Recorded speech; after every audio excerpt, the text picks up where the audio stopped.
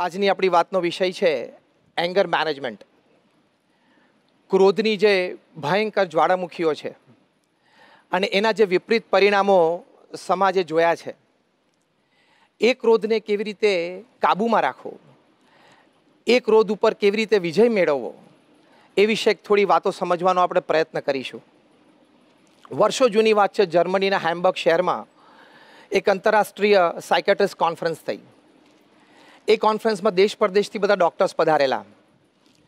ત્રિદિવસીય આ કોન્ફરન્સમાં પ્રથમ જ દિવસે પ્રથમ સત્રમાં પહેલું જ પેપર રીડિંગ હતું. એમાં એના અંતે કંઈક પ્રશ્નોત્તરી થઈ, એમાં કંઈક ઉગ્ર સ્વરૂપ પકડાયું, થોડી ગાળાગાળી પણ થઈ ગઈ, બથમ-બથ્થા પણ આવી ગયા. આ કક્ષાના આંતરરાષ્ટ્રીય ડૉક્ટર્સ એનું આવું વર્તન ત્યાં બેઠેલા સર્વે જોયું. પછી તો ખુરશી ટેબલ બધું એકબીજા ઉપર માર્યું. તાત્કાલિક પોલીસને બોલાવવી પડી. પોલીસે બધાને છૂટા પાડ્યા. પોલીસે થોડું ઇન્ટ્રોગેશન પણ કર્યું.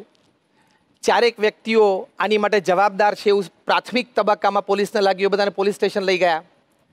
9 જેટલા ડૉક્ટર્સ બહુ ઈજાને પામ્યા હતા. એ લોકોને તાત્કાલિક હોસ્પિટલમાં ખસેડાયા અને કોન્ફરન્સ પૂરી થઈ ગઈ. આ કોન્ફરન્સનું શીર્ષક હતું, એનો મધ્યવર્તી વિચાર હતો કે ક્રોધ ઉપર કાબુ કેવી રીતે મેળવવો. આ જ સાયકેટ્રિસ્ટ સામાન્ય સિવિલિયન્સને સલાહ આપતા હોય છે કે ક્રોધ ઉપર કાબુ કેવી રીતે મેળવવો. પણ જ્યારે પ્રસંગ બન્યો ત્યારે આ અનાદિ દોષ ઉપર લેશ પણ સંયમ રાખવો એ ઘણી દુષ્કર વાત બની જાય છે. એટલે ભગવાન સ્વામિનારાયણે એમના વચનામૃત લોયા પ્રકરણમાં પહેલામાં વાત કરી છે કે જો થોડો પણ ક્રોધ ઉપજે તો પણ એ અતિશય દુઃખદાયક છે. ભગવાન સ્વામિનારાયણે આ વચનામૃતમાં ક્રોધને વાઘ સાથે, દીપડા સાથે, કાળા સર્પ સાથે સરખાવ્યો છે. ભગવાન સ્વામિનારાયણે કીધું કે જેમ વાઘ હોય, દીપડો હોય, કાળો સર્પ હોય, એ જેમ અન્યને ડરાવે અને અન્યના પ્રાણને હરી લે છે, એમ આ ક્રોધ છે અન્યને ડરાવે છે, અન્યના પ્રાણને હરી લે છે. એ વાત ભગવાન સ્વામિનારાયણે ત્યાં કરી છે. અને હકીકત છે, વર્ષો પહેલાં મુંબઈમાં એક પ્રસંગ બનેલો. એક કોર્પોરેટ ઓફિસમાં કદાચ કોઈ ટાર્ગેટ અચીવ નહીં થયો હોય એટલે ગુસ્સામાં ને ગુસ્સામાં બોસે મિટિંગ કરી અને બધાને ખૂબ ફાયરિંગ આપ્યું. એમાં 3-4 જણાને જે એમ લાગતા હતા કે આ જવાબદાર છે એમને છૂટા પણ કર્યા. એમાં એક લેડી એમ્પ્લોયને એમણે છૂટી કરી. એ લેડી એમ્પ્લોય કીધું કે સર, મારો વાંક નથી, તમે મારી રજૂઆત સાંભળો, મને એક ચાન્સ આપો. છતાં ગુસ્સામાં ને ગુસ્સામાં એ બોસે કીધું કે ના, no chance, you are fired. એ લેડી એમ્પ્લોય ઘરે ગયા અને ખૂબ જ ડિપ્રેશનમાં આવી ગયા, કારણ કે જવાબદારીઓ ઘણી હતી. અને એમણે પંખેથી લટકીને આત્મહત્યા કરી. આ કેસની તપાસ થઈ તો ઇન્ડિયન પિનલ કોડમાં એક કાયદો છે, આઈપીસીમાં, અબેટમેન્ટ ટુ સુસાઇડ. એટલે કે તમારા શબ્દોથી, તમારા વર્તનથી કોઈ ઇન્સ્ટિગેટ થાય, કોઈને એવી પ્રેરણા થઈ જાય કે હું આત્મહત્યા કરી લઉં, તો એની માટે પણ તમે જવાબદાર છો. આ બોસને ફાઇન થઈ અને લગભગ 9 વર્ષની જેલની સજા થઈ. એટલે ક્રોધાવેશમાં આવું થઈ શકે છે, જે ભગવાન સ્વામિનારાયણ આપણને કહ્યું. વર્ષો જૂનો રાજકોટનો પણ એક પ્રસંગ કે સાસુઓ વચ્ચે પ્રશ્ન થયેલો. જે પતિ એ રોજ સાંજે કારખાનેથી આવે એટલે રોજ સાંજે એની માતાનું પણ સાંભળવાનું, વહુનું પણ સાંભળવાનું. એમાં વળી એક દિવસે ત્રાસી ગયો, ક્રોધાવેશમાં આવી ગયો અને એણે એની પત્નીનું બેડરૂમમાં રાત્રે ખૂન કરી નાખ્યું. છરીના ઘા મારીને ખૂન કરી નાખ્યું. એમના 2 નાના સંતાનો, નિર્દોષ માસૂમ બાળકોનું પણ ખૂન કરી નાખ્યું અને એમને પણ જન્મટીપ સજા થઈ. તો આવા ઘણા બધા પ્રસંગો બને છે જે ભગવાન સ્વામિનારાયણે કહ્યું કે ક્રોધ છે ડરાવે છે અને પ્રાણને હરી લે છે.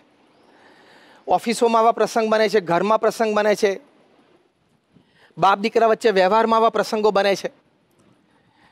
એટલે અંગ્રેજીમાં એક કહેવત છે કે anything that begins with anger ends in shame. કે જે કોઈ ક્રિયા કે કાર્ય એ ગુસ્સાથી એની શરૂઆત થાય તો એનું અંત્ય પરિણામ તો લજ્જા જ છે. અને બને છે, ઘણા બધા ક્રિકેટ ચાહકો છો, 2007માં જે આઈપીએલ રમાણ, ઇન્ડિયન પ્રીમિયર લીગ, એમાં એક પ્રસંગ બનેલો કે હરભજન સિંઘે શ્રીસંતને ગ્રાઉન્ડ ઉપર લાફો માર્યો. બંને ઇન્ડિયન ટીમમાં સાથે રમતા હતા, પણ આઈપીએલમાં સામસામે ટીમમાં હોય. અને એનું પરિણામ શું આવ્યું કે હરભજન સિંહને લગભગ 2.5 લાખ રૂપિયાની મેચ ફી ફાઇન થઈ અને પ્રતિષ્ઠા ગઈ, એમના વિશે ઘણું બધું લખાણું, એ જુદું.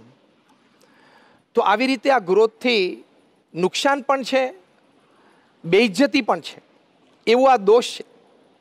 અને કદાચ કોઈ વ્યક્તિ એવી સમર્થ હોય, એવા પદ ઉપર આવી જાય અને પ્રશાસનની વ્યવસ્થા એવી થઈ જાય અને એ જો એને મોટો ક્રોધ ભભૂકી જાય તો સમાજને પણ બહુ મોટું નુકસાન થઈ શકે છે. એડોલ્ફ હિટલરને ઘણા કારણોથી યહૂદી પ્રત્યે ઘૃણા, એક નફરત અને એના પરિણામે ભયંકર ક્રોધ ઉપજેલો. અને આપણે જાણીએ છીએ પરિણામ કે 60 લાખ યહૂદીઓ એ આ હિટલરની ક્રોધાગ્નિમાં એ બળીને ભસ્મ થઈ ગયા. તો આ બધી હકીકતો છે. કેટલા બધા આવા પ્રસંગો બને છે. You would be surprise to know that every day 1000 people are killed by domestic guns. Military guns નથી વાત કરતા આપણે, ડોમેસ્ટિક ગન્સ, કે ઘરમાં પરિવારમાં ક્યાંક શૂટિંગ થાય, કોઈ કિશોર કે યુવાન હોય એ સ્કૂલમાં કે કોલેજમાં જઈને શૂટિંગ કરે, એમના યુવાનોને કે મિત્રોને કે ટીચર્સને શૂટ કરી દેવા પ્રસંગો પણ બન્યા છે. રોજ 1000 વ્યક્તિ તો ડોમેસ્ટિક ગન્સની શૂટિંગથી મરે છે. તો આવા પરિણામો ક્રોધના આપે બધાએ પણ નાના મોટા પ્રસંગે, કદાચ આ કક્ષાના નહીં પણ ક્રોધથી કંઈક સંબંધો બગડે, બોલાચાલી થઈ જાય, કંઈક મર્યાદાઓ તૂટી જાય, અબોલા થઈ જાય, એવા ઘણા બધા પ્રસંગો તો આપણે બધાએ પણ અનુભવ્યા છે. એટલે આ એક વાત હકીકત છે. અને આ ક્રોધ, એની શારીરિક અસરો પણ આપણી ઉપર ઘણી બધી છે. અમેરિકન જર્નલ ઓફ એપિડેમિયોલોજી એમાં 2001ની સાલમાં એક આર્ટિકલ આવેલો. એ આર્ટિકલમાં સંશોધન પછી એવું લખવામાં આવેલું કે માણસ જ્યારે ક્રોધિત થાય છે ત્યારે એની બ્લડ સ્ટ્રીમમાં, એટલે કે એના લોહીમાં અમુક સ્ટ્રેસ હાર્મોન્સ રિલીઝ થાય છે. અને એ હાર્મોન્સના લીધે એનું બ્લડ પ્રેશર વધે છે, હાર્ટ રેટ ઇરેગ્યુલર થવા માંડે, મોટી ઉંમર હોય તો હાર્ટ એટેક પણ આવી શકે, અને લાંબે ગાળે કેન્સરની પણ શક્યતા છે, જે ક્રોનિક એંગરમાં રહેતા હોય, એટલે વારે વારે નાના નાના પ્રસંગે ગુસ્સામાં આવી જતા હોય એની વાત છે. એટલે ગુસ્સો એ બધી રીતે આપણને નુકસાનકારી છે, બધી રીતે આપણને નડતરરૂપ છે. એક વાત હકીકત છે જે આપણે સૌ પણ જાણીએ છીએ, પણ આપણે એને કંટ્રોલ નથી કરી શકતા. તમને આશ્ચર્ય થશે કે અમેરિકામાં રેડફોર્ડ વિલિયમ્સ, એ પોતે બિહેવિયર મેડિસિનના એક્સપર્ટ છે. એમણે કહ્યું કે દુનિયામાં 20% લોકો એક ક્રોધિત પ્રકૃતિ ધરાવે છે. બહુ વર્ષો સુધી એમણે એંગર મેનેજમેન્ટ ઉપર સંશોધનો કર્યા છે.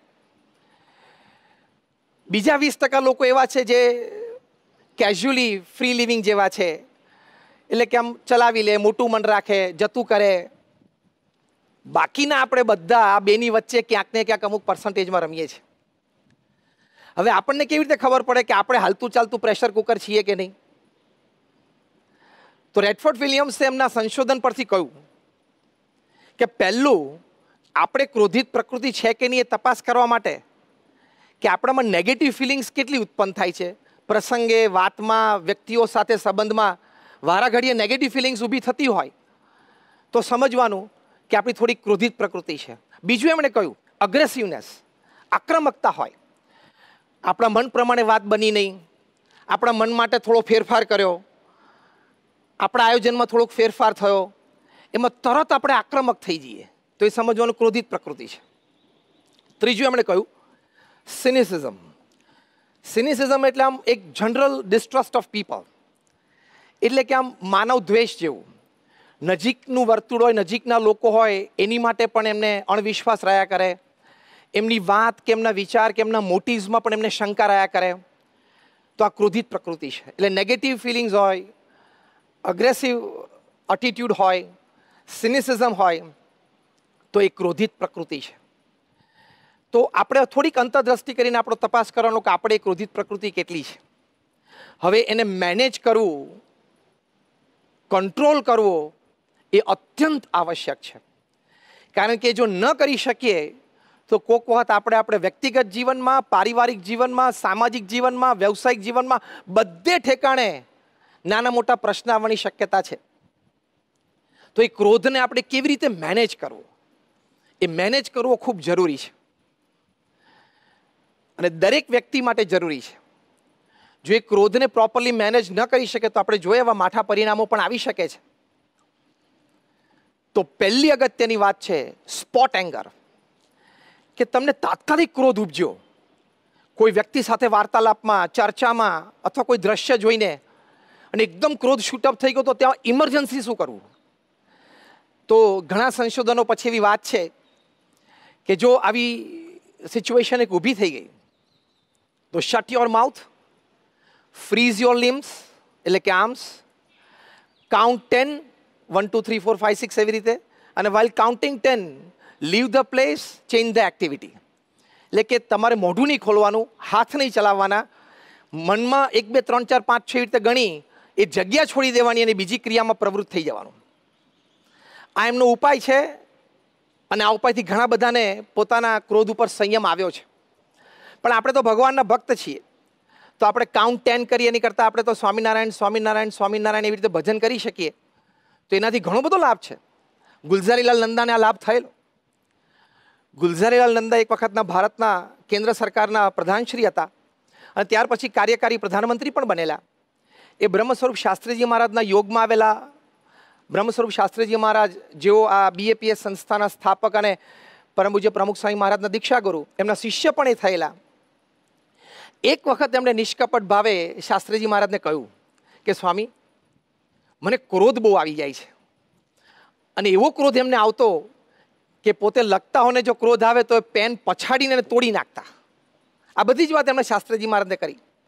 ત્યારે શાસ્ત્રીજી મહારાજ એમને કહ્યું કે તમને ક્રોધ આવે ને ત્યારે તમારું મોઢું ખોલવું નહીં અને મનમાં સ્વામિનારાયણ સ્વામિનારાયણ સ્વામિનારાયણ 10 વખત બોલવું અને પછી ક્રોધ રહે તો કરવો. ગુલઝારીલાલ નંદાને આ વાતમાં વિશ્વાસ, એમણે આ પ્રયોગ કર્યો અને આશ્ચર્ય વચ્ચે એમનો ક્રોધ આ પ્રયોગથી શમી જતો. તો જો ભગવાનના નામ સ્મરણથી આપણે સ્પોટ એંગરને ઇમરજન્સી ટ્રીટમેન્ટ તરત આપી શકીએ છીએ અને એનાથી આપણને લાભ થાય છે. એટલે આપણે પણ ઘરમાં કદાચ કોઈને ક્રોધ ઉપજે, પરિવારમાં, વાતચીતમાં, ચર્ચામાં, આયોજનમાં, વ્યવસ્થામાં, કોઈ નિર્ણયમાં, તો જે વ્યક્તિને ક્રોધ ઉપજે એમને તાત્કાલિક શાસ્ત્રીજી મહારાજ આપણને જે ઉપાય બતાવ્યો છે, આંખ બંધ કરીને મોઢું બંધ રાખીને સ્વામિનારાયણ સ્વામિનારાયણ બોલું, કદાચ એ વ્યક્તિ આવેશમાં એ ન કરી શકે તો સામે આપણે તમામ પરિવારજનોએ તો તાત્કાલિક સ્વામિનારાયણ સ્વામિનારાયણ સ્વામિનારાયણ બોલવા જ માંડવું અને આપણે તો ઊંચા સ્વરે બોલવું. એટલે પેલી વ્યક્તિને અસર થાય, પેલી વ્યક્તિને એમ થાય કે ના, એને જાણપણું આવે, મારે ન કરવું જોઈએ અને એનો ક્રોધ શમી જાય તો પરિવારમાં કોઈ અનર્થ થતો બચી જાય. તો એક મોટો ઉપાય એ સમાજની દ્રષ્ટિએ, એક્સપેરિમેન્ટની દ્રષ્ટિએ પણ સાબિત થયેલો છે અને આપણને તો આપણા ગુરુહરિ શાસ્ત્રીજી મહારાજે આપ્યો છે અને પ્રૂડ છે. તે વાત હકીકત છે. કારણ કે આ ગુસ્સાનું નહીં તો ભયંકર પરિણામ આવી જાય.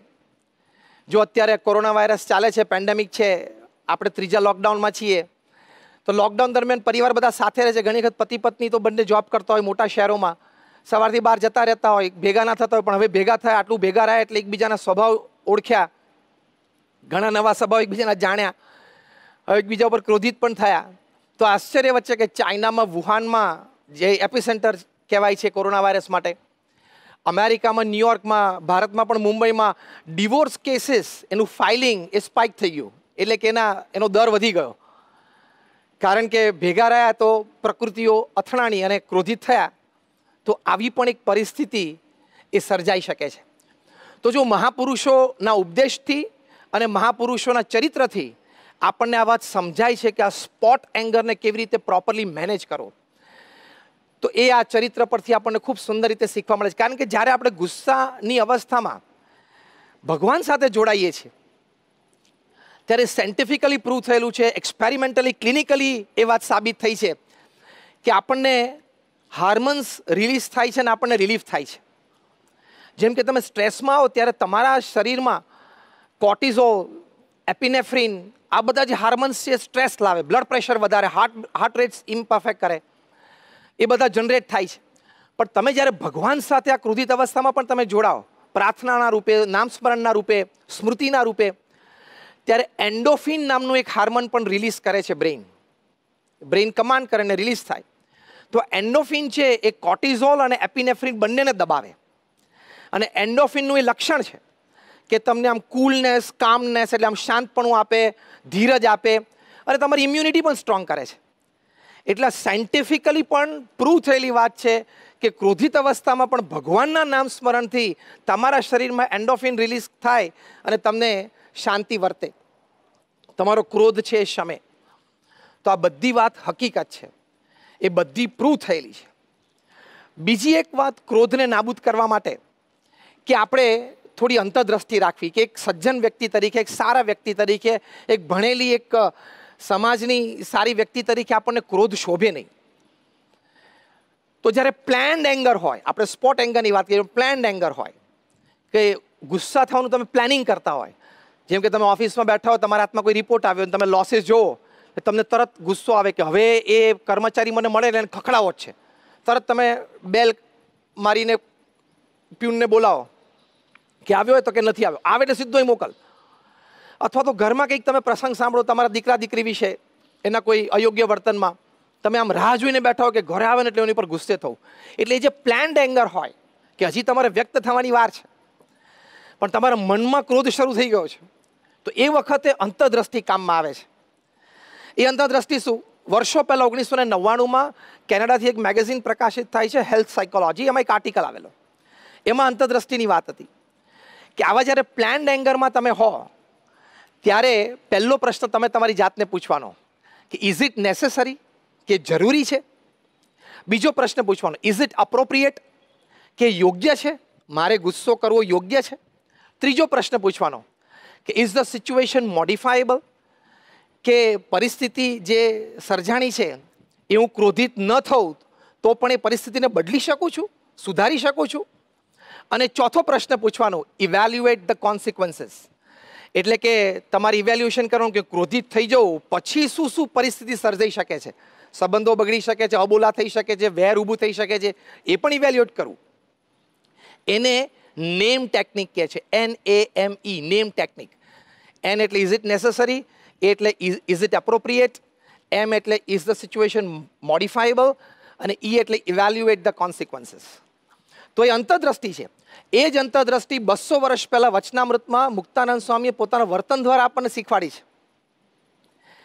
મધ્યના 27માં વચનામૃતમાં શ્રીજી મહારાજે મુક્તાનંદ સ્વામીને પૂછ્યું કે તમને ક્રોધ થાય અને શું નિમિત્ત હોય તો ક્રોધ થાય, અને કેટલો ક્રોધ થાય ને ક્રોધ પછી ટળે કેવી રીતે ટળે છે. ત્યારે મુક્તાનંદ સ્વામી ભગવાન સ્વામિનારાયણના એક અગ્રિમ પંક્તિના સંત, એમણે બહુ જ નિષ્કપટ ભાવે ભર સભામાં મહારાજને જવાબ આપ્યો. એમણે કહ્યું કે મહારાજ, કોઈ અધર્મના માર્ગે ચાલતો હોય, કોઈ ગરીબને એવો દબાવતો હોય, કોઈ બળિયો વ્યક્તિ, ત્યારે કંઈક થોડો ક્રોધ થઈ આવે પણ એ શમી જાય છે. મહારાજ વેન્ટ ડીપ, મહારાજ થોડા ઊંડા ઉતર્યા. મહારાજ કે કયા વિચારથી શમે છે? ત્યારે મુક્તાનંદ સ્વામીએ કહ્યું કે મહારાજ, એવો વિચાર કરીએ છીએ કે ભગવાનને ન ગમે એવો આપણે સ્વભાવ રાખવો નથી. અને બીજો વિચાર અંતર્દ્રષ્ટિનો. મુક્તાનંદ સ્વામીએ કહ્યું કે સુખદેવજી કે જડ ભરતનો માર્ગ જ્યારે જોઈએ છે ત્યારે સાધુને આવો અયોગ્ય સ્વભાવ ન જોઈએ, એ વિચારથી આ ક્રોધ શમી જાય છે. ત્યારે મહારાજે કહ્યું કે આ બ્રહ્મ સ્વરૂપી વિચાર છે. તો મુક્તાનંદ સ્વામી આપણને આ જ અંતર્દ્રષ્ટિ શીખવાડી કે is it necessary, is it appropriate, એટલે કે આ સ્વભાવ સાધુને જોઈએ. સાધુ શબ્દ વાપરો એટલે સત્સંગી માત્ર, સજ્જન વ્યક્તિ માત્ર, તમામે અંતર્દ્રષ્ટિની વાત છે. તો જો આ અંતર્દ્રષ્ટિથી પણ ધીમે ધીમે એ સ્વભાવ જઈ શકે છે. ત્રીજી એક વાત, સ્વભાવને સંપૂર્ણ નાબૂદ કરવો હોય તો, અત્યારે તો આપણે એંગર મેનેજમેન્ટની વાત કરી, કેવી રીતે કાબૂમાં રાખવો, કેવી રીતે મેનેજ કરવો. પણ સંપૂર્ણ નાબૂદ કરવો હોય તો ભગવાન સ્વામિનારાયણ મધ્યના 27માં વચનામૃતમાં કહ્યું કે અમને તો ક્રોધ ઉપજતો જ નથી, ભગવાનમાં તો આ સ્વભાવ છે જ નહીં. ભગવાન સ્વામિનારાયણ કીધું કે કદાચ કોઈ અધર્મના માર્ગે ચાલતો હોય તો એની શિક્ષાને અર્થે, કદાચ કોઈક ગરીબને દબાવતો હોય તો એને કહેવા ટોકવા માટે ક્ષણિક ક્રોધ ઉપજે છે પણ એ તાત્કાલિક શમી જાય છે. પણ અમારે વ્યક્તિ સાથે રાગદ્વેષ બંધાતો નથી, એવું ભગવાન સ્વામિનારાયણે કહ્યું. તો જો ભગવાન અને આવા ગુણાતીત સત્પુરુષમાં એમાં તો ક્રોધ છે જ નહીં, તો એમની સાથે જોડાવાથી આપણને બહુ જ મોટો લાભ થાય છે. જેમ અબજોપતિ સાથે જોડાઈએ કંઈક નાની મોટી રીતે ધંધામાં, કદાચ સ્મોલ પર્સન્ટેજ પણ એનો હિસ્સો હોય તો પણ એને મોટો આર્થિક લાભ થાય છે. એમ ભગવાન તો નિર્ગુણ છે, ગુણાતીત સત્પુરુષ પણ નિર્ગુણ છે. એમના પ્રત્યે વિશ્વાસ, શ્રદ્ધા, ભક્તિ, હેત એ રીતે આપણે જોડાઈએ તો આપણા સ્વભાવ પણ નાબૂદ થાય છે. એ વાત શાસ્ત્રોક્ત છે, મોટા મોટા ભક્તોના અનુભવની વાત છે. તો ભગવાન પ્રત્યેની શ્રદ્ધા અને ભક્તિ એ બહુ જ મોટું કામ કરી જાય છે. ભગવાન સ્વામિનારાયણે લોયા પ્રકરણના પહેલા વચનામૃતમાં કહ્યું કે ક્રોધ સાથે અમારે ઘણું વેર છે, એવા શબ્દો વાપર્યા કે ઘણું વેર છે, અને જે ક્રોધી મનુષ્ય હોય એ અમને ગમે નહીં. પ્રથમના 76મા વચનમાં શ્રીજી મહારાજે કહ્યું કે ક્રોધી, કપટી, ઈર્ષાવાળો અને માની, એ 4 પ્રકારના મનુષ્ય જો હરિભક્ત હોય તો પણ અમારે એ સાથે બને નહીં. એટલે લોયાના પહેલા વચનામૃતમાં કહ્યું કે ગમે નહીં, પ્રથમના 76મા વચનામૃતમાં કહ્યું કે બને નહીં. તો હવે જો ભગવાનને આપણે ક્રોધિત પ્રકૃતિ રાખીએ તો એ ગમતું નથી ને આપણી સાથે બનતું નથી, તો આપણું ભક્ત પણ લાજે ને. એ વિચારથી પણ આ ક્રોધ નાબૂદ થઈ શકે છે, એ ક્રોધ સંપૂર્ણ રીતે જઈ શકે છે. તો એ પ્રયત્ન પણ આપણે ચોક્કસ કરવો જોઈએ કે આ વિચારની દ્રઢતા એ રૂપી જે પ્રયત્ન, તો ભગવાન અને સંતના વચનમાં વિશ્વાસ, અને એ વિશ્વાસથી એ બહુ જ મોટું કામ થાય છે, એ વાત હકીકત છે. પરમ પૂજ્ય પ્રમુખ સ્વામી મહારાજ એક વખત નાઇરોબીમાં હતા. ત્યાં એર માર્શલ અર્જુનસિંહ પ્રમુખ સ્વામી મહારાજને મળેલા. એમણે પ્રમુખ સ્વામી મહારાજને વાત કરી કે 1971ના યુદ્ધ વખતે અમે પાકિસ્તાનના ઘણા બધા પ્લેન તોડેલા. એટલી બધી બહાદુરી આપણા ફોર્સીસે બતાવી હતી, અમે કોઈનાથી ડરતા નહોતા. પણ આ આંતરિક દોષો છે ને, એને અમે હરાવવા સમર્થ નથી. એમાં આ ક્રોધ છે એ લેશ માત્ર પણ મારા કાબૂમાં નથી. તો હું આપને પ્રાર્થના કરું છું કે મને કોઈક એવો ઉપાય બતાવો કે આ ક્રોધ ઉપર હું વિજય મેળવી શકું. એવી વાત એર માર્શલ અર્જુનસિંહે પ્રમુખ સ્વામી મહારાજને કરી. ત્યારે પ્રમુખ સ્વામી મહારાજ એમને એક જ વાક્યમાં ઉપાય બતાવ્યો કે સંત સમાગમ એ જ એક અને એકમાત્ર ઉપાય છે. આવા શબ્દો પ્રમુખ સ્વામી મહારાજે વાપર્યા કે એ જ એક અને એકમાત્ર ઉપાય છે. કારણ કે સંત સમાગમથી આગળ આપણે જે વાત કરીએ તમામ ઉપાયો સિદ્ધ થઈ શકે. ભગવાનના નામ સ્મરણની શ્રદ્ધા, ગુસ્સો આવે ત્યારે એ જાણપણું આવે, પછી અંતરદ્રષ્ટિ, ભગવાન પ્રત્યેની શ્રદ્ધા ભક્તિ, આ બધું જ સંત સમાગમમાં રહેલું છે. એટલે પ્રમુખ સ્વામી મહારાજે અર્જુનસિંહને સંત સમાગમની વાત કરી. પણ હવે સંતો પણ ઘણા છે, પણ એમાં કેવા સંતની વાત? તો જેનામાં દોષ ન હોય. યોગીજી મહારાજ એક વખત ગોંડલમાં હતા અને મોટા સ્વામીએ સાહજિક જ એમને પૂછ્યું કે સ્વામી તમને ક્યારે આમ ક્રોધ આવેલો? ત્યારે યોગીજી મહારાજ એકદમ ભાવમાં આવીને બોલ્યા કે ગુરુ, અમને ક્યારેય ક્રોધ આવ્યો જ નથી. આવા સંતની વાત, આવા સંતના સમાગમની વાત પ્રમુખ સ્વામી મહારાજે કરી છે. કારણ કે આવા સંત એ જ એમના પ્રત્યે આપણને વિશ્વાસ અને પ્રીતિ હોય તો એમની કૃપાથી આ થઈ શકે. જે શ્રીજી મહારાજે કાર્યાણીના 12મા વચનામૃતમાં કહ્યું છે. શ્રીજી મહારાજે કહ્યું કે ક્રોધી, લોભી, લંપટ ગમે તેવો જીવ હોય, પણ આવી રીતની વાતમાં વિશ્વાસ અને પ્રીતિએ કરીને જો સાંભળે તો એના એ સર્વ વિકાર ટળી જાય છે. આવી રીતની વાત એટલે શું? કાર્યાણીના 12મા વચનામૃતમાં આ શબ્દો વાપરે કે આવી રીતની વાત એટલે શું? તો આવી રીતની વાત એટલે ભગવાન અને સંતના ઉપદેશ સંબંધી વાત અને ભગવાન અને સંતના જીવન પ્રસંગો, ચરિત્રની વાત, 2 પ્રકારની વાત. એમાં વિશ્વાસ અને પ્રીતિ, તો આ સંપૂર્ણ નાબૂદ થઈ શકે છે. એ વાત એક હકીકત છે. પ્રમુખ સ્વામી મહારાજ ઘણા વર્ષો પહેલા એક પ્રસંગે બોચાસનમાં હતા. આ પ્રસંગ બ્રહ્મોપનિષદ પુસ્તકમાં લખાયેલો છે. એક શિક્ષક પ્રમુખ સ્વામી મહારાજને મળવા માટે આવ્યા અને એમણે પ્રમુખ સ્વામી મહારાજને વાત કરી કે સ્વામી મને બહુ જ ક્રોધ છે. પછી એમના પ્રસંગો કયા કે સ્વામી મારા દીકરાને મેં એક પોકેટ રેડિયો લઈ આપ્યો કોમેન્ટ્રી સાંભળવા માટે. વળી એક દિવસ બપોરે મારે રજા હતી, હું ઘરે હતો, સૂતો હતો. અમારું નાનું ઘર, પણ હવે એને ક્રિકેટ કોમેન્ટ્રી સાંભળવાનો શોખ, તેને રેડિયો ચાલુ કર્યો. મેં 2-3 વખત એને ટોક્યો પણ એ ના માન્યો. એટલે મેં ઊભા થઈને એના હાથમાંથી રેડિયો લઈ લીધો અને પછાડીને તોડી નાખ્યો. બીજો પ્રસંગ એમણે કહ્યો, આ વાત બ્રહ્મોપનિષદમાં લખેલી છે કે મારા દીકરાને મેં સાયકલ લઈ આપી અને પછી એ સાયકલ ફેરવતો હશે કમ્પાઉન્ડમાં. વળી તડકો ઘણો હતો, ઉનાળાનો સમય, એટલે મેં કીધું તું રહેવા દે, સાંજે સાયકલ ફેરવ. તો કે ના પપ્પા, મારે અત્યારે ફેરવવી છે. એ વખતે કે મારો એટલો બધો ગુસ્સો આવી ગયો, મેં સાયકલ ઉપરથી ગુસ્સામાં ધક્કો માર્યો અને સાયકલ પછાડીને પછી ધોકાથી આખું ટાયર તોડી નાખ્યું, બધા સ્પોક તોડી નાખ્યા. હવે મેં જ એને નવી સાયકલ લઈ આપેલી કે સ્વામી મારો આટલો બધો ગુસ્સો છે, શું કરું? એ વખતે પ્રમુખ સ્વામી મહારાજે એમને કહ્યું, એમને એક માળા આપી અને કહ્યું કે તમારે રોજ સવારે 5 માળા સ્વામિનારાયણ સ્વામિનારાયણ સ્વામિનારાયણ સ્વામિનારાયણ કરવું. અને આ ગુસ્સો જ્યારે આવે ને એ વખતે પણ સ્વામિનારાયણ સ્વામિનારાયણ સ્વામિનારાયણ અંદરથી બોલું. આટલું કરજો, ભગવાન કૃપા કરશે. આવા મોટા સંત પાસે નિષ્કપટ થયા, એમાં જ આપણું ઘણું બધું કામ પૂરું થઈ જતું હોય છે. અને પછી એમના વચનમાં વિશ્વાસ અને એમના પ્રત્યે પ્રીતિ, આ શિક્ષકે આ ઉપાય કર્યો. બીજી વખત જ્યારે પ્રમુખ સ્વામી મહારાજ થોડા મહિના પછી બોચાસન પધાર્યા ત્યારે ફરી વખત મળવા આવ્યા અને એકદમ હાથ જોડીને ગળગળા થઈને આંખમાં આંસુ સાથે એમને પ્રમુખ સ્વામી મહારાજને કહ્યું કે સ્વામી, આપે જે ઉપાય બતાવ્યો તે મેં કર્યો, એમાં મારો ક્રોધ સંપૂર્ણ શમી ગયો હોય ને એવું મને લાગે છે. છેલ્લા થોડાક મહિનાથી, આમ તો હું તમને છેલ્લે મળ્યો ત્યારથી અત્યાર સુધી મને ક્રોધ આવ્યો જ નથી. તો જો આવા વચનોમાં વિશ્વાસ અને આવા સંત પ્રત્યે જો પ્રીતિ હોય તો એ બહુ જ મોટું કામ થઈ શકે છે. આ તો વિશ્વાસથી કામ થયું. પ્રીતિથી કેવી રીતે કામ થાય? તો આવા સંત પ્રત્યે પ્રીતિ હોય તો એમના જીવન પ્રસંગો આપણને સ્પર્શી જાય, યાદ રાખવાનું મન થાય, આપણી માટે પ્રેરણારૂપ થઈ જાય.